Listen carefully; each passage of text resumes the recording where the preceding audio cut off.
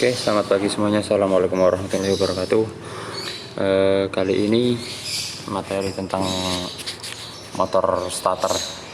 Jadi sama seperti pertemuan sebelumnya, saya akan menjelaskan lebih rinci lagi tentang motor starter yang ada di komponen motor starter di dalamnya. Jadi komponen pendukungnya yang ada di dalam motor starter itu sendiri. Kenapa kok motor starter itu bisa jalan, sumbernya dari mana, terus bagian apa saja yang mengakibatkan dia bisa beroperasi. Oke, ini adalah komponen motor starter ketika ditampak sampingkan, jadi kelihatan dari samping seperti ini. Oke, saya jelaskan mulai dari bagian-bagian yang pertama dulu. Sebelum detailnya saya jelaskan garis besarnya dulu. Dimulai dari yang sebelah kanan, paling kanan itu adalah baterai. Oke, baterai itu ada positif, ada negatifnya. Yang bawah, tanda panah ke bawah itu artinya dia ground atau negatif. Ground ke bawah, atasnya positif. Kita urutkan sesuai dengan panahnya. Jadi dari situ dia naik ke atas, ada ignition switch. Oke, panahnya ada ignition switch.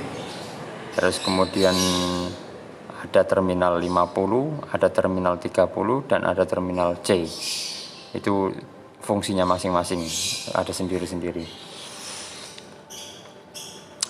Terminal C, terminal 50, dan terminal 30 itu adalah komponen yang berhubungan langsung dengan arus listrik. Terminal 50-nya itu langsung dengan kutub dengan baterai, ya kan. Terminal 30 positif. Ini terminal C, ini terminal yang terhubung langsung dengan armatur nanti di dalam motor starter sendiri. Oke, saya lanjutkan dulu. Di sini selanjutnya ada pull-in coil, ada hold-in coil, ada pull-in coil. Kumparan pull-in coil itu adalah kumparan yang datangnya dari terminal 50. Kutub sama saja, kutub terminal sama saja. Jadi terminal 50 ini kalau kita tarik ke dalam magnetic switch, itu di dalamnya ada namanya pull-in coil, ada namanya hold-in coil. Yang berwarna merah itu pull, yang berwarna hijau itu hold. Pull-in coil itu turun ke bawah, masuk ke dalam armatur. Sedangkan hold-in coil itu yang berwarna hijau, itu nanti larinya ke body ground, ke hold-in coil. Pull-in coil dan hold-in coil saya lanjutkan.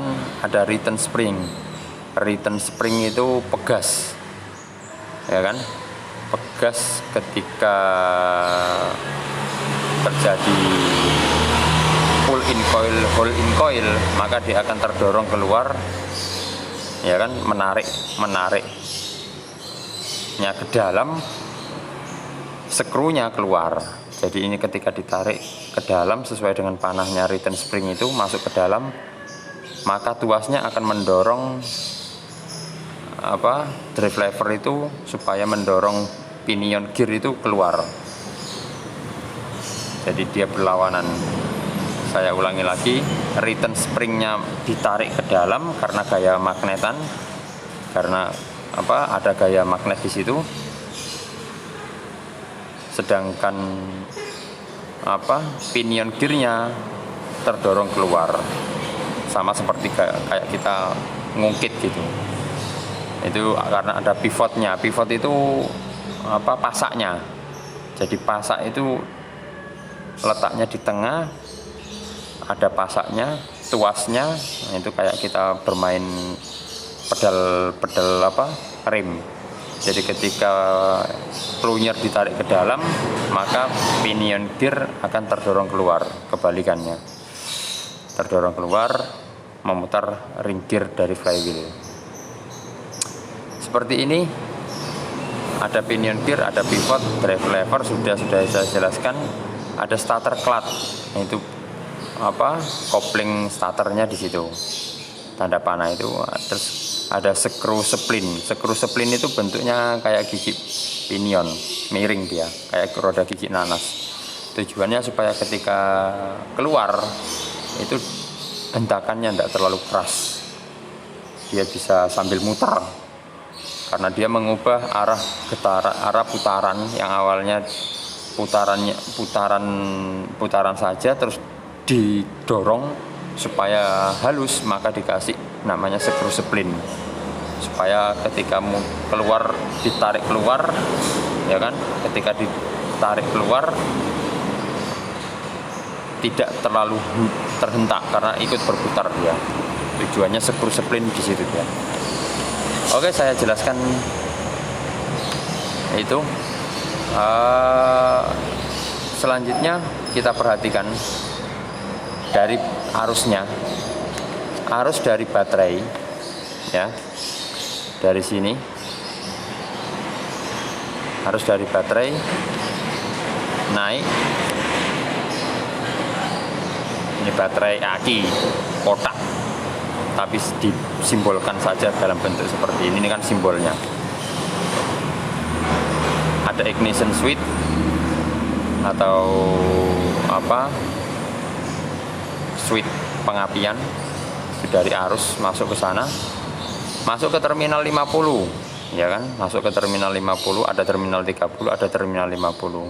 Seret, ketika terjadi kemagnetan di situ, maka pull in coil akan tertarik, menarik return spring itu, plunger itu ke dalam, cepret gini. Begitu dia tertarik, maka akan terhubung dengan terminal C, ya kan, terminal C. Jadi setelah terhubung dengan terminal C, baru dia turun ke bawah.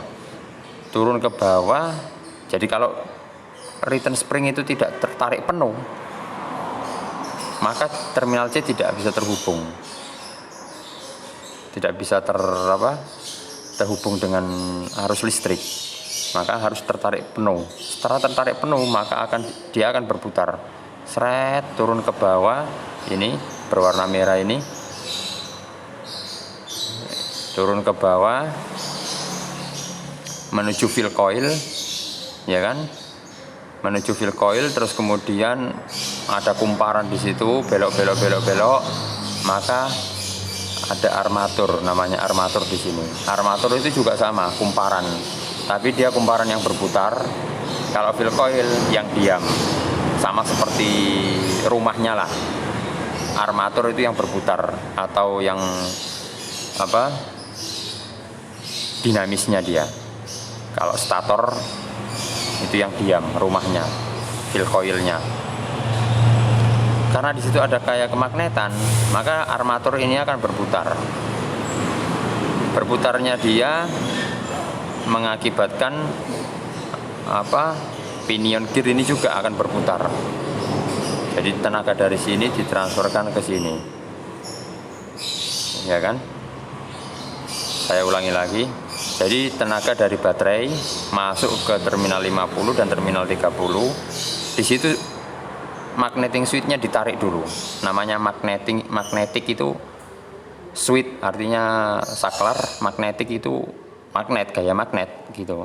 Jadi dia bekerjanya berdasarkan gaya kemagnetan. Begitu ditarik, cepret, maka terminal C akan mendapat arus. Turun ke bawah ke fill coil, ke kumparan fill coil dulu, terus habis itu baru memutar armatur. Setelah memutar armatur, tenaga ditransferkan ke pinion gear sebelah kiri ini untuk memutar ring gear dari flywheel. Oke, itu sudah cukup jelas penjelasan dari saya. Silakan tulis komentar di kolom komentar di bawah, kurang lebihnya seperti apa. Tolong ini diperhatikan baik-baik, semoga bermanfaat. Selamat pagi. Assalamualaikum warahmatullahi wabarakatuh.